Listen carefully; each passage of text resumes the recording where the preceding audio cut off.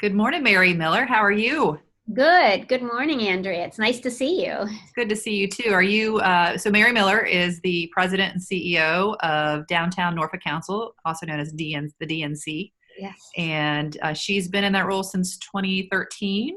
Correct. Uh, for those who might not know what the Downtown Norfolk Council is, might think it's just a civic league or something along those lines. Can you talk about real briefly what it is and how you're funded and what your role is? Sure. The organization started in '79 as a downtown business membership organization and worked in that role for 20 years. And then in 1999, when the property owners in downtown and the city collectively agreed that having a business improvement district for downtown to do services above and beyond in the core of downtown that would really enhance the environment and continue to make downtown competitive economically, created, again, the business improvement district, which means that the property owners pay additional real estate tax to get the services above and beyond what the city provides in other areas of the community. And we go through a renewal process well, it had been every 5 years. We just renewed last year for 7 years. And so we provide marketing, clean and safe, do some events, economic development, anything we can, again, to support the economy of our downtown. That's great. So the downtown ambassadors, the Fred, the Yes. the parade, the restaurant week, First all those sorts of Fridays, things. Fun, yeah. restaurant. Yep. So Um, yeah, so those are funded completely by the additional tax revenues that people have to pay above and beyond the typical real estate tax in Norfolk. yes, we do also still function as a membership arm. So we do have members. So that, is a revenue source for us. And then most of the events we do, like the Grand Illumination Parade, that's totally offset by sponsorship and participation fees. So that it's a complete wash. What we take in revenue is what we expend to produce the event. Okay, so now let's get to the good stuff, or not good stuff, or just sort of what's the status of downtown right now. It's pretty quiet around there. I did happen to drive through last week, and I was so pleased that the pavement on Granby Street is beautiful and new. What happened there? So there was already a project scheduled to repave Granby Street, and the city quickly took advantage of downtown being quiet and just moving that project along. And it did. It went so much faster because sadly there is, not a lot of traffic in downtown. So getting it repaved, restriped, it looks beautiful. No, it really is. Makes Granby The Street look so nice. silver lining right there. Yes, yeah. What is the Second project. DNC? How are you working with your members right now to help them through this time? What are you hearing from them? So, well, one of the things we did is like right when all this happened back in March, is we created a whole new section of our website that was that COVID resource section. So, we wanted to have tools in place for all of the businesses downtown. So at first it was creating a resource page. So whether it was information coming out from the SBA, the federal government, the state, the city, whatever that was out there, but then also that we could use that page as a way to market what our businesses in downtown were doing. The restaurants, who was open, who wasn't, who's doing takeout, who's doing delivery, what hours. And it's actually a page of our site, and pages of our site, I should say, that we update every single day because businesses have been changing their hours and what they're doing every single day. We created a private Facebook page for the restaurant so that they could share information and they could talk amongst themselves. Yesterday we had a restaurant coalition meeting, so a real great chance to see, where they are, what their thoughts are on, now knowing there will be a phased opening, who's going to open at what point in time, and what they kind of see what the future is going to look like. But it was a great chance just to catch up with everybody visually too, because we did a nice Zoom meeting with all of them. So how do you think things will be different when we start to reopen? What's it going to look like in downtown?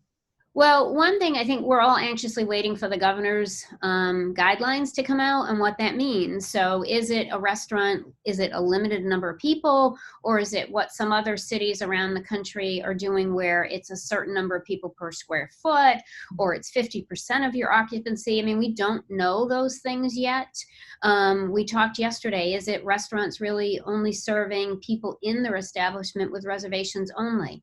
But then if that happens, do you end up with the queue outside on the sidewalk? And then how do we manage that with making sure that we're supporting, social distancing? So a lot of What things to about think about. what about outdoor dining? I know we have some of that downtown. We started moving towards that. Do you see that expanding, and in what way? Are we going to have to think about things a little differently? Yes, I think we need to be very flexible on allowing restaurants that opportunity to use outdoor dining to kind of to enhance their ability to generate revenue by having additional seating, outside of their physical space. And that may be, do we have to take parking spaces? Do we have to close streets? I mean, what does that look like to be able to provide comfortable environments that, one, meet the requirements, but then also make people feel comfortable that there is the space to walk around people who are sitting at a table eating? Yeah, I mean, we've already been inventorying all the assets we have from tables and chairs, so that, because we know one thing is a lot of these restaurants may not be able to purchase items. So what do we have in our, toolkit that we can provide them as resources to use?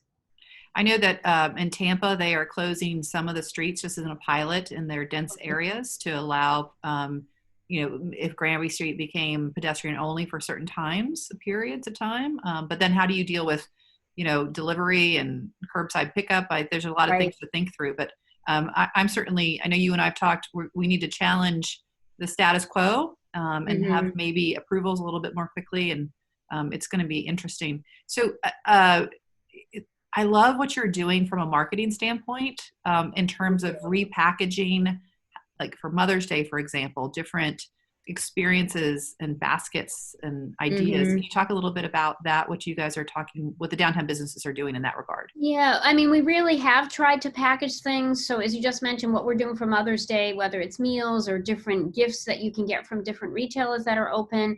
I mean, we've done it for what to do with your children when they were out on spring break several weeks ago, family meal specials, who's offering those. We did a promotion for Easter. We did one for cocktails, I think, last week. So we are trying to package. It's just a different way of messaging and just making everything that we're doing seem fresh, be fresh. Are you finding that most of the businesses are able to get online and to market themselves through social media, or is there been a learning curve there? Social media. There's been a learning curve, and we're trying to work with them. So we'll do posts during the week too, like we do a restaurant of the day who's doing takeout, and that's been helpful to I would say some of our businesses, particularly that don't have the social media presence that others do. And how many residents live downtown now? There's probably about 6,500 between like the core of downtown and Freemason. So that's been something, everyone says, well, it's quiet because, no one's working downtown, but we still have a lot of people living downtown. We still have a lot of people walking their dogs in downtown and just getting out and walking themselves just to get out of home. Last week, we did a little treat surprise for dog owners where the ambassadors were handing out bags of dog treats, and everybody loved it. It went over really well. So it may come back again. There may be more surprises for our pets downtown. Has there been any surprise silver lining that's come out of this? Something positive as you think back about this experience? I'm not sure. I mean, from an operations perspective, it's given us time to do projects that we haven't had time to do.